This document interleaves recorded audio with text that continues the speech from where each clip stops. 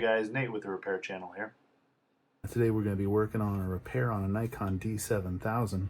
Pretty common repair that I've had some requests for a instructional video on. Definitely going to want a replacement car door. You can get these pretty cheap anywhere online. I think I may have even gotten this one on eBay. And then really the only tool you need is a mini Phillips head. I just got this over at, I think, Home Depot. Lowe's Home Depot has the same kinds. Multi-tip, pretty cheap. And then optional, not necessary, I have a set of tweezers just to grab some of these small screws in case they want to get away from me or not come out. First, we're going to take off this back thumb pad. It's just stuck on, comes off pretty easily. There's one screw under there, one Phillips head screw.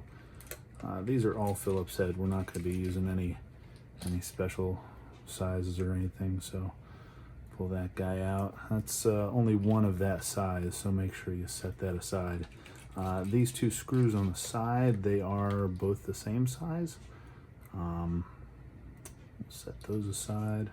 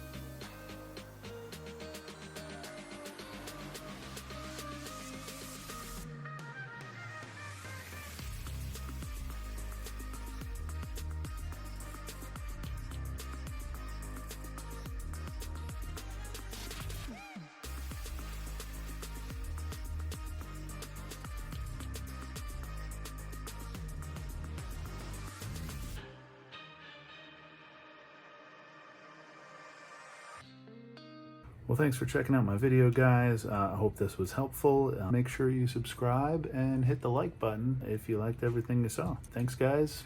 Have a good one.